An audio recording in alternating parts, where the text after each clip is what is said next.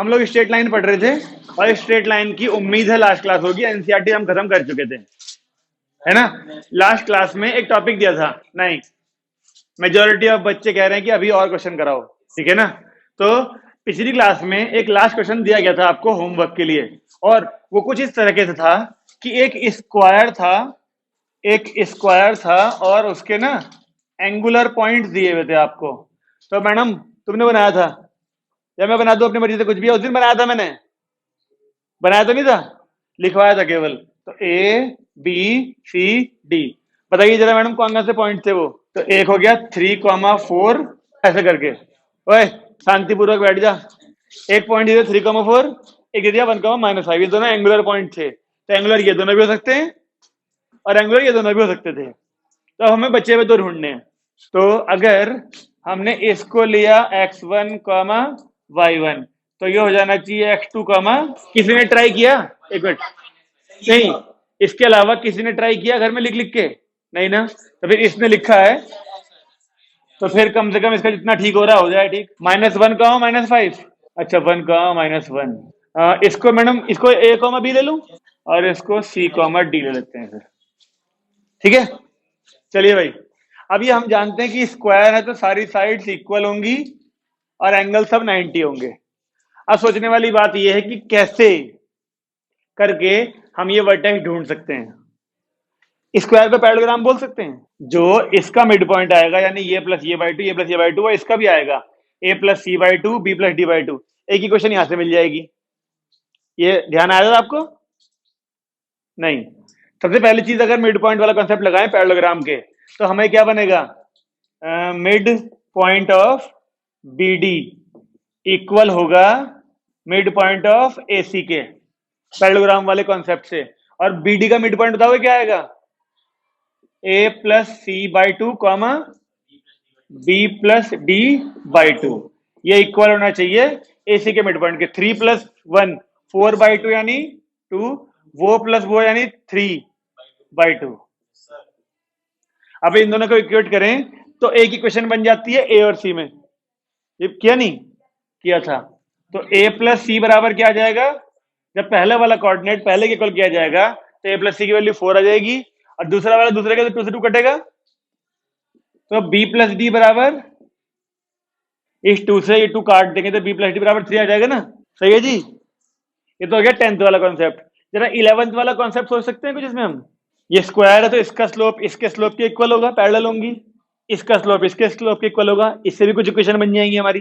देखो इसका स्लोप अगर इसके स्लोप के इक्वल किया, देखे करके, अभी तुम मत लिखना, ठीक है ना। तो ए बी पैरेलल है किसके? सी डी के। इसका क्या मतलब हुआ? स्लोप ए बी का और स्लोप सी डी का इक्वल होंगे। तो ए बी का स्लोप देखो क्या आएगा? हाँ, b-4 अपॉन में a-3 is equal to C D के लिए d+1 अपॉन में c-1। वैसे ठीक ही था, क्योंकि इस तरफ भी मैंने वही काम किया था, तो दोनों उल्टे हो जाए एक ही बात रहती हो। दोनों तरफ सेम चीज थी ना, वो तो दोनों तरफ उल्टा कर दो ये मिल जाता वापस। क्या ये काम की चीज है? मैंने कहा था उतारना मत अभी, मैंने कहा था उतारना मत अभी। क्यों लगता है तुम्हें काम की चीज है?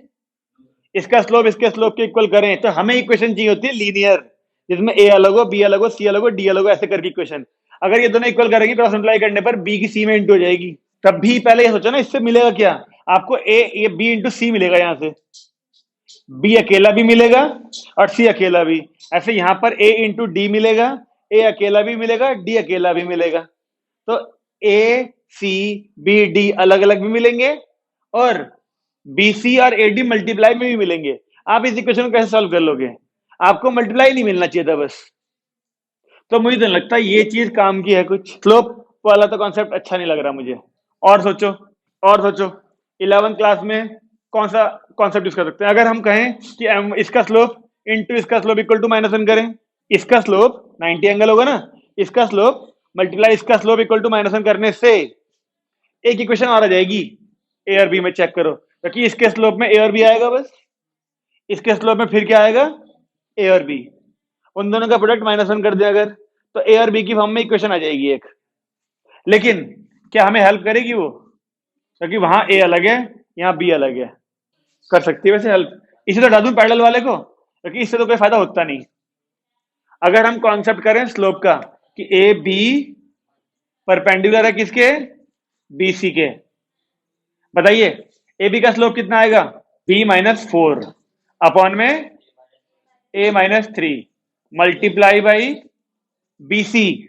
अब अगर हम इन दोनों को उल्टा कर भी दें, इसको ऊपर भेजें इसको नीचे भेजें, ये ऊपर जाएगा ए, तो ए वाले की इंटू फिर ए वाले से होगी और बी वाले की इंटू बी वाले से होगी। देखिए क्या आ रहा है, ये बनेगा b माइनस 4 अपॉन में a minus 3 is equal to, minus है ये ऊपर जाएगा तो 1 माइनस a कर दूं, ऐसा करके बताओ, पहले a और माइनस का a स्क्वायर माइनस का 3 और प्लस का 3 है इज इक्वल टू, इसकी देखो तो b स्क्वायर माइनस का 4b, इन दोनों की पहले इसमें कर दी, अब b माइनस 4, मुझे ऐसा लग रहा है कि ये भी ए स्क्वायर और ए और बी की फॉर्म में आ गया ना। तो स्लोप एक बार पैरेलल भी देख लिया, एक बार परपेंडिकुलर भी देख लिया करके, स्लोप से हमें कोई फायदा नहीं मिल रहा क्योंकि ए स्क्वायर भी है इसमें, बी स्क्वायर भी है और ए भी है और बी भी है, ये 4a बन गया और वहां 3b, आप वैल्यू निकाल भी लोगे यहां से तो कोई फायदा नहीं होगा उसका। क्या हम लोग ए बी और एडी की क्वेश्चन ढूंढ सकते हैं, ए बी और एडी की क्वेश्चन, कि ये एंगल 45 डिग्री होगा ना, डायगोनल बाइसेक्ट तो करेगा इन दोनों को, तो इसके और इसके बीच में 45 है, ऐसे ही इसके और इसके बीच में 45 डिग्री एंगल है, तो इसकी मदद से इसकी क्वेश्चन कैसे ढूंढ सकते हैं, ए बी की और ए डी की। देखो इस लाइन की स्लोप पता है, इस लाइन का स्लोप नहीं पता, ठीक है ना, लेकिन एंगल पता है बीच के, तो वही tan थीटा वाला फॉर्मूला लगाया जाए तो इस लाइन का स्लोप मिल जाएगा 2 पॉइंट फॉर्म से, तो इस ए बी का हमें वो मिल जाएगा स्लोप, और उस स्लोप की मदद से पॉइंट पता है, इक्वेशन मिल जाएगी इसकी, सिमिलरली इसकी क्वेश्चन मिल जाएगी क्योंकि इसका स्लोप की वजह से इसका स्लोप मिल जाएगा। मान लो चलो इन दोनों की क्वेश्चन मिल गई, इसकी इक्वेशन और इसकी इक्वेशन से कैसे ये दोनों चीज ढूंढ सकते हैं हम, हाँ जो इक्वेशन इसकी आएगी उसकी इक्वेशन सेम नहीं आएगी, लैम्डा आ जाएगा बस एक, पैरेलल वाले काम से आ रहा ध्यान कुछ। तो सबसे पहले एक काम करते हैं, इक्वेशन ढूंढते हैं, चलो इन्हें इक्वेशंस को बना रहने दो।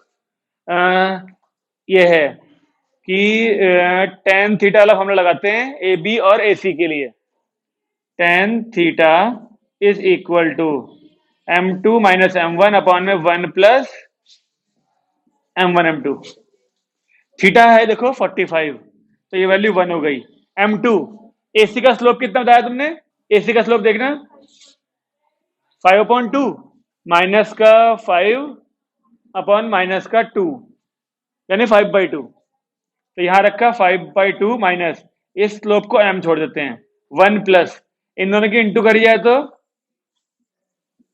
ऐसे करके यहां से m निकालें तो प्लस माइनस इधर, ये बन जाएगा 5 minus 2m upon 2 plus 5m, सही है।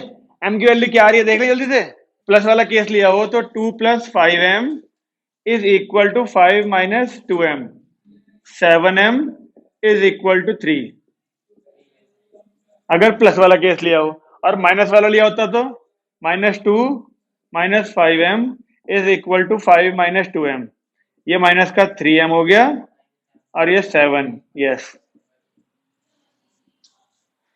ये दो स्लोप आ रहे हैं ए बी के, तो ए बी की क्वेश्चन मिल जाएगी। अब पॉइंट तो बताइए, स्लोप मिल चुका हमें, निकाल दो यहां से इक्वेशन ऑफ ए बी, क्या आएगी y minus 4 is equal to, क्या स्लोप है इसका 3/7 ले लें, x माइनस 3, इक्वेशन आई 7y minus 28 3x minus 9, 3x minus 7y, ये प्लस का हो गया 28, तो कितना बचेगा, सब उधर भेज दिए। ये इक्वेशन किसकी आई, ए बी की, बोलिए ए बी की इक्वेशन यही होनी चाहिए ना, ए बी की इक्वेशन यही होनी चाहिए। अब ए बी के पैरेलल ये भी है सी डी, ए बी के पैरेलल है सी डी, तो सी डी की इक्वेशन हमें पता है कितनी होगी, 3x minus 7y plus lambda बराबर 0। पिछली क्लास में क्वेश्चन किया था, पहले एक से कर लें, दूसरे से भी आ जाएगा। ठीक है, तो यहां पर देयरफॉर लिख के equation of C D will be क्या आएगी, 3x minus 7y plus lambda बराबर 0। बताइए इससे क्या बेनिफिट मिलेगा अगर हमें इसकी इक्वेशन मिल गई तो। हमें इसकी इक्वेशन मिल गई, इसकी भी, अब इसकी मालूम थी, इसकी मदद से इसकी इक्वेशन मिल गई हमें। लैम्डा मिलने की देर है बस, लैम्डा मिल गया तो उससे इसकी इक्वेशन मिल जाएगी, इन दोनों से ये भी मिल जाएगा। देखो दो तरीके हैं करने के, लैम्डा ढूंढना है ना, लैम्डा हमको, लैम्डा ढूंढने के दो तरीके हैं। इसकी इक्वेशन मिल चुकी है, ये पॉइंट पता है, आप distance of A point formula लगा लो, मोड वाला फॉर्मूला। पर डिस्टेंस क्या होगी, जितनी ये डिस्टेंस होगी उसका √2 टाइम्स ये आ जाएगी, बस दोनों को इक्वल कर दी जाए तो लैम्डा निकल के आ जाएगा। नहीं आ रहा समझ में क्या कह रहा हूं?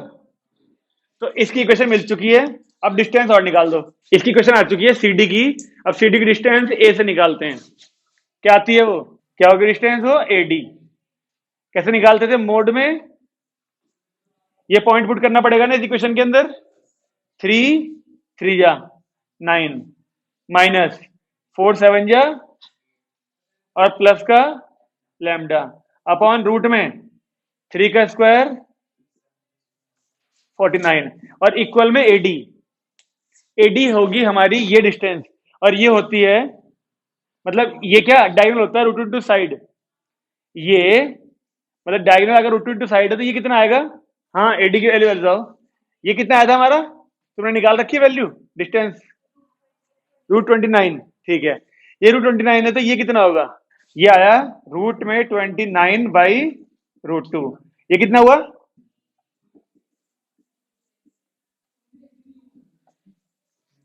यहां पे कुछ निकलेगा क्या बाहर, इसे क्या लिख सकते हैं हम, √2 इंटू √29। अब इतनी बड़ी चीज थोड़ी है, इसे दो रूट में लिख सकते हैं, तो एक √29 भेज दो इसके पास, 29 बन जाएगा और जो √2 होगा वो इससे कट जाएगा, तो केवल इक्वल में क्या बचा, वही प्लस माइनस। तो लैम्डा की वैल्यू क्या क्या आई, जब प्लस का लिया होगा तो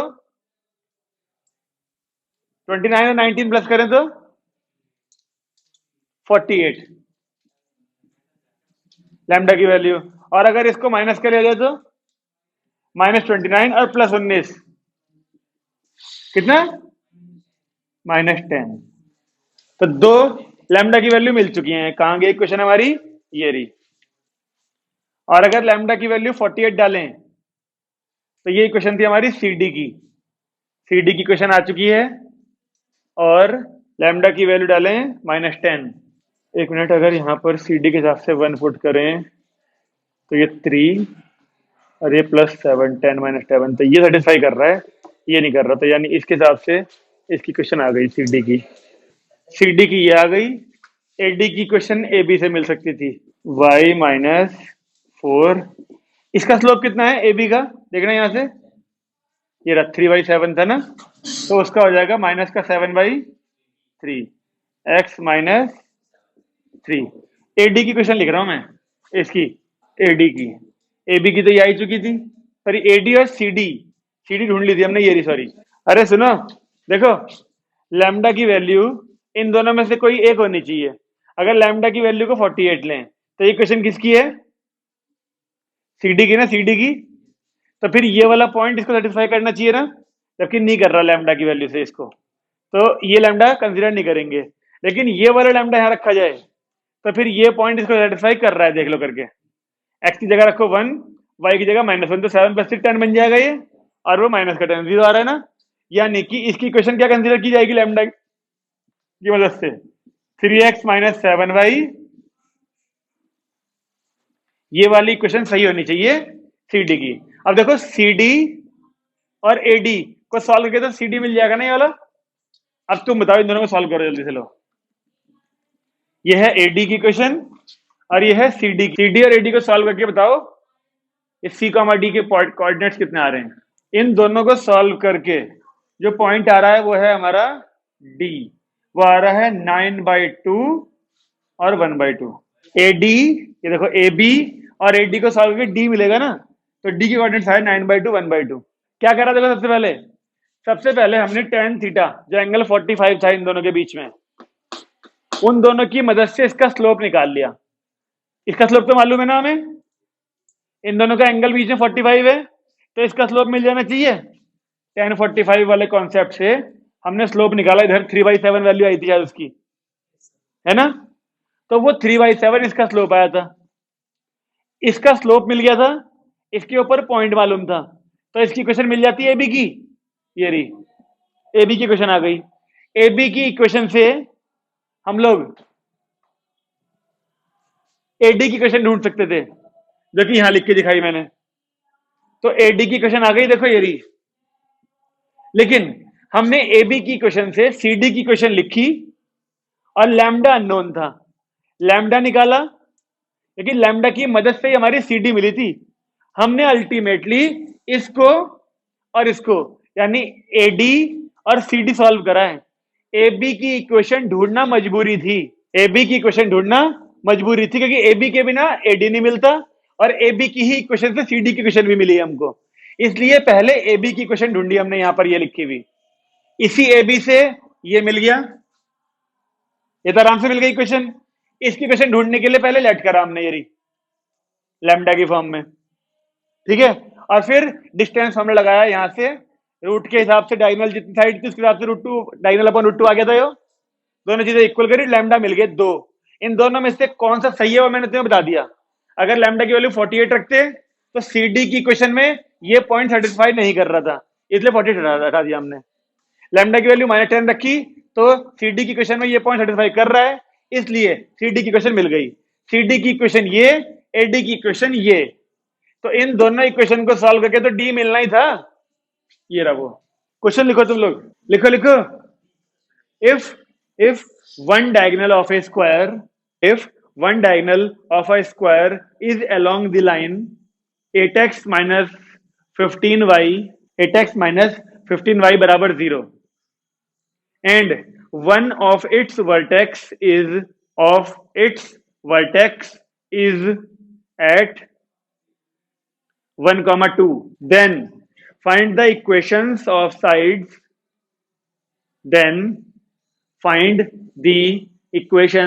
of sides of the square passing through this vertex, bracket में लिखना एग्जाम्पलर। क्या बोला गया स्क्वायर के बारे में बताओ। स्क्वायर का एक डायगोनल, क्या ऐसे लिख लो, ये वाला डायगोनल, इसकी क्वेश्चन दे रखी है 8x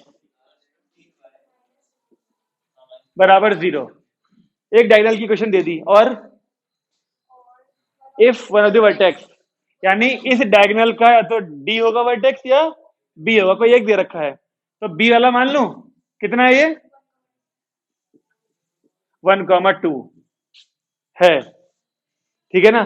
तो इस डायगोनल से नहीं, इस वर्टेक्स से पास होने वाली स्क्वायर की साइड ढूंढिए, यानी ए बी और बी सी की इक्वेशन गई ना।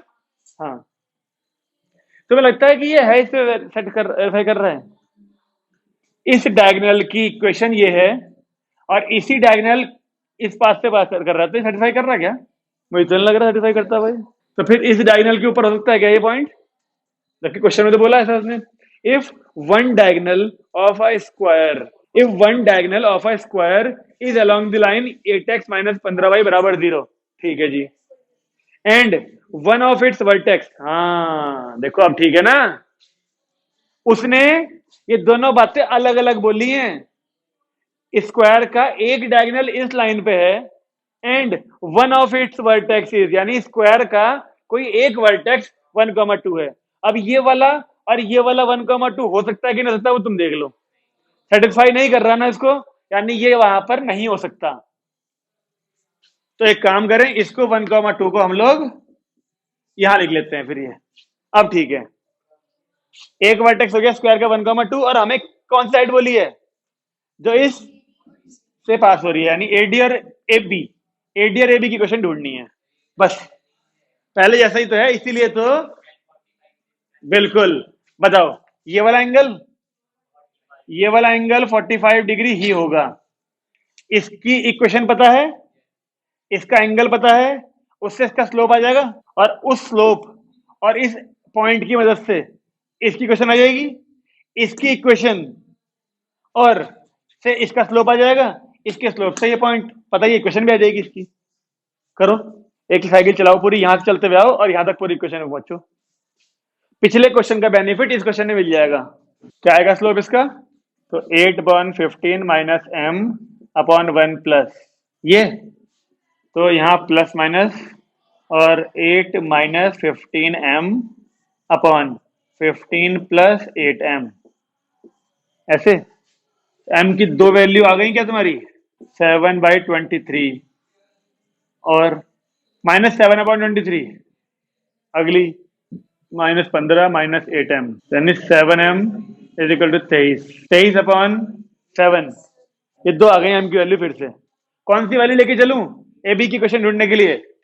यहां लिख देते हैं स्लोप ऑफ ए बी है ये। तो अब हम इक्वेशन ढूंढ लें ए बी की।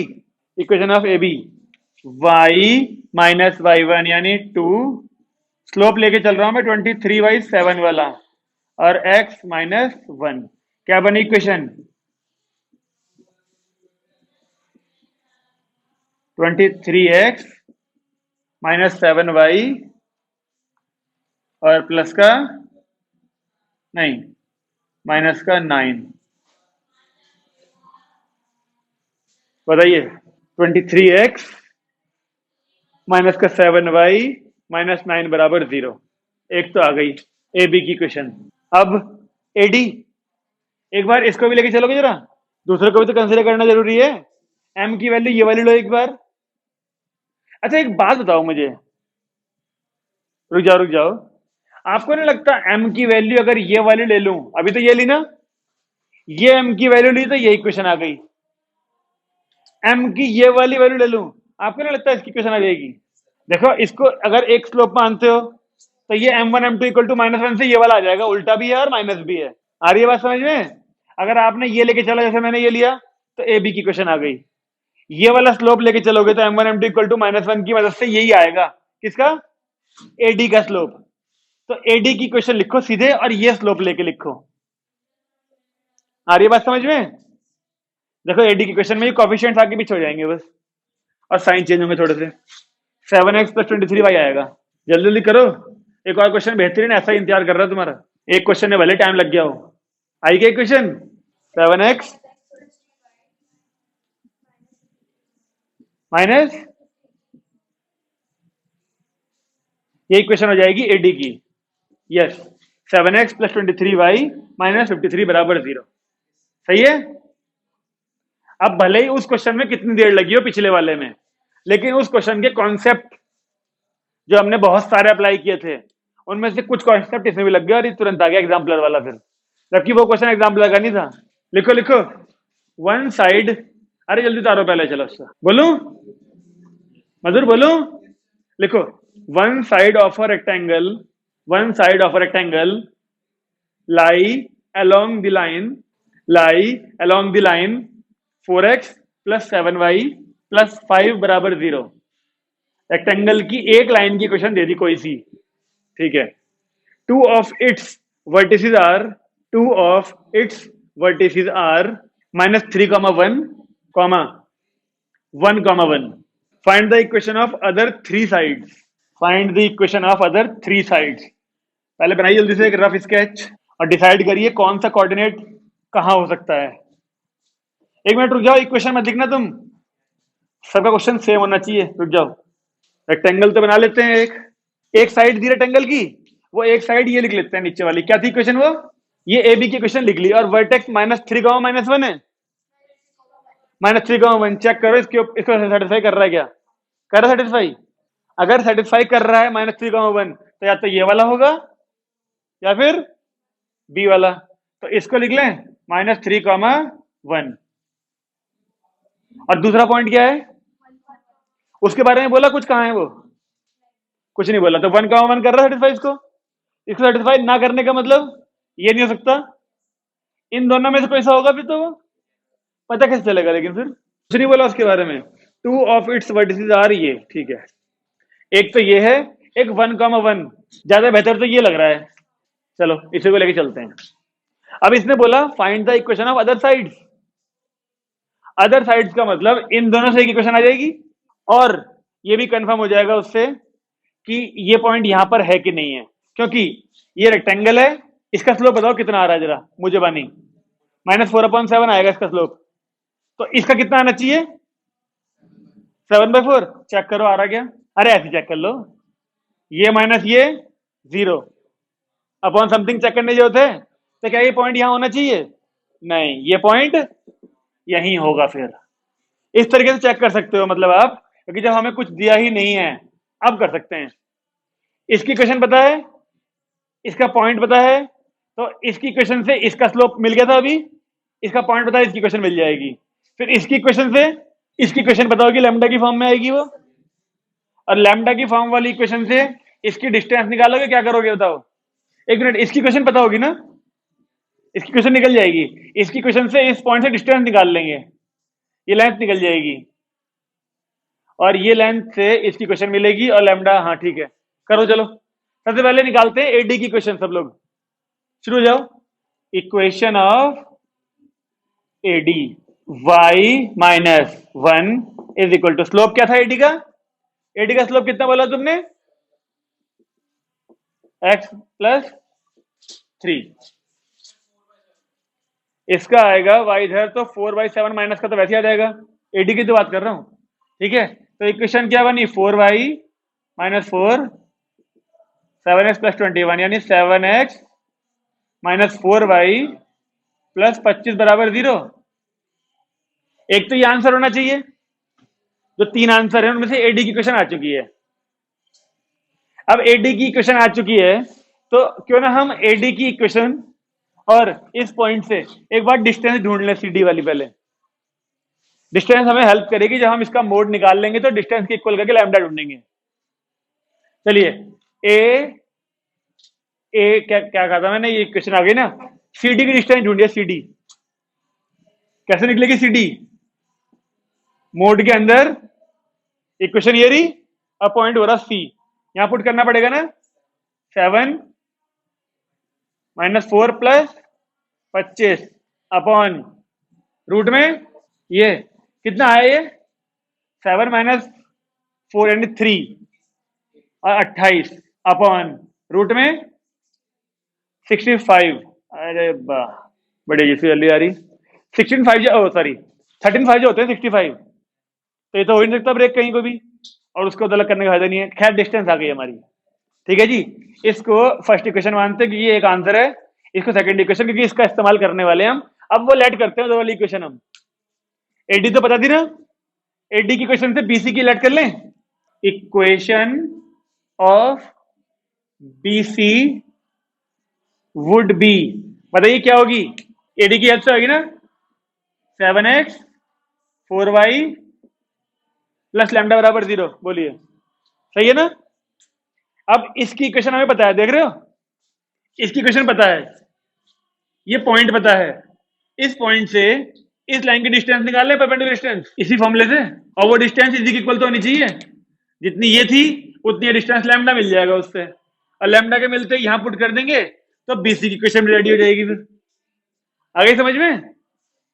दोबारा बोलो क्या? यहां तक ठीक है? ये देखो बीसी की क्वेश्चन ये वाली है। अब मैं यहां से परपेंडिकुलर डिस्टेंस ढूंढ रहा हूं, परपेंडिकुलर डिस्टेंस इस फॉर्मूले से, मोड वाले से, और जो उसके इस तरफ वैल्यू आएगी वो ये वाली लिख देंगे जो यहां से ढूंढी थी, क्योंकि जितनी डिस्टेंस ये होगी उतनी डिस्टेंस ये वाली भी तो होगी। ढूंढो डिस्टेंस, ढूंढो। इस बार ढूंढ रहे हैं हम ए बी की डिस्टेंस, कितनी आएगी बताइए? इक्वेशन ये रही, ये रहा पॉइंट, एक्स की जगह पर -3 यानी -21, वाई की जगह पर 1 यानी -4 और प्लस का लैम्डा, अपॉन में फिर से वही नहीं आ जाने का जो यहाँ √65 आया था, और ए बी की जगह पर वापस से ये डाल दें डिस्टेंस जो सी डी के इक्वल थी, यानी 28/√65। ये कितना हुआ? -25 प्लस लैम्डा, ये कट गया, और लैम्डा की दो वैल्यू ढूंढ लो। क्या हुआ सर? लैम्डा की दो वैल्यू बताइए। जब इसे प्लस का लिया होगा तो 53 आ गया, और जब इसे माइनस का लिया होगा तो माइनस का 3। अब ये दोनों वैल्यूज कैसे पता चलेंगी कौन सी सही है? इस इक्वेशन में पुट करेंगे और फिर ये इक्वेशन है BC की, तो C पॉइंट पुट करके पता लगाएंगे ना। मेरे ख्याल से फिर से -3 सेटिस्फाई कर रहा होगा। देखो यहां पर इक्वेशन ऑफ BC जो है 7x - 4y प्लस लैम्डा, अगर -3 पुट किया जाए तो -3 में ये C पॉइंट पुट करने पे सेटिस्फाई कर रहा होगा, तो इस 53 पे कट लगा दें, ये सेटिस्फाई नहीं कर रहा। तो एक आंसर तो यहां आ गया था, ये किसका था? AD का। तो यहां पर AD पे एक टिक लगा दिया मैंने। ये आंसर आया है BC, इस पे टिक लगा दिया। अब क्या बची है? CD की इक्वेशन आई नहीं थी क्या पहले? वो तो AD से निकल जाएगी। एक मिनट रुको, तो ये किसकी इक्वेशन आई है? इसकी इक्वेशन आ गई थी। मैं ये कह रहा हूं इसकी इक्वेशन की सहायता से इसका स्लोप मिलता। एक आसान आसान तो वैसे ये भी था, लेकिन एक तरीका और भी था, साइकिल वाला। ध्यान आया कि क्या कहने जा रहा हूं मैं? ये इक्वेशन पता है, ये इक्वेशन पता थी, ये पॉइंट पता था, इससे इसकी इक्वेशन मिल गई ना। इसकी इक्वेशन से इसका स्लोप मिलता, इसके स्लोप और इस पॉइंट से इसकी इक्वेशन आ जाती, फिर इसकी इक्वेशन से इसका स्लोप मिलता, या फिर इसके स्लोप से इसका स्लोप मिल जाता, इसके स्लोप और इस पॉइंट से इसकी इक्वेशन आ जाती। आया ना? एक साइकिल चलती पूरी, एक की सहायता से दूसरी चीज मिलती, दूसरी की सहायता से तीसरा मिलता। और लेकिन हमने इस तरीके से भी ढूंढ लिया जो पिछले क्वेश्चन में एग्जाम्पलर किया था हमने। ये नया तरीका है और वो पुराने वाले हैं जो एनसीईआरटी में अब तक करते आ रहे थे। इसकी सहायता से इसकी इक्वेशन, इसकी सहायता से इसकी इक्वेशन। लो एक क्वेश्चन लिखो घर के लिए। The equation of base of equilateral triangle is x plus Y बराबर 2, ठीक है, एंड x प्लस वाई बराबर 2 एंड इट्स वर्टेक्स इज 2, -1, ठीक है। Find length and equations of side, length and equations of side, यानी तीनों ने दो साइड्स की इक्वेशन, और साइड तो बराबर ही होंगी खैर लेंथ तो, ठीक है जी। एक तो ये हो गया एग्जाम्पल का। ये एक और लिख लो ऐसा ही। If two opposite vertices of a square are 1, 2 and 5, 8, ठीक है जी। क्या फाइंड करना होगा? Yes, find the coordinates of other 2 vertices. इसने बोला if two opposite vertices, opposite यानी एंगुलर ही होने चाहिए मेरे ख्याल से, तो एंगुलर वाले ही। Find the coordinates of other 2 vertices. बोलिए, ठीक है। ये क्वेश्चन बिल्कुल वही वाला हो गया जो आज पहला वाला किया था हमने। तो लिखी टेबल नहीं ली। तो अब आपको क्या लगता है जो एंगुलर पॉइंट्स वाला क्वेश्चन है वो आपको घर पे करने में कितनी देर लगेगी? तेरे को आधा घंटा लगेगा और बाकियों को 10 मिनट तो मुझे लगता है लग ही जाएंगे, तब भी 15 भी लग सकते हैं। लेकिन उम्मीद ये है, अच्छा हो सकता है, चलो एक काम कर लेना, पहले सॉल्यूशन देख लेना एक बार जो हमने कराया। एक्सरसाइज 18 23.18 लास्ट के क्वेश्चन है बिल्कुल उसके, ठीक है भाई। सब लोग ट्राई करेंगे दोनों क्वेश्चन, और अगली क्लास में हम लोग लिमिट्स एंड डेरिवेटिव शुरू कर देंगे, ठीक है ना। और वो चैप्टर भी हमारा 1 सवा महीना चलेगा, ऐसा मैंने पिछली बार भी कहा था आपसे। तो छुट्टी कोई ना करे, चैप्टर की शुरुआत है और वो चैप्टर बहुत मस्त है, ठीक है। बंद करें।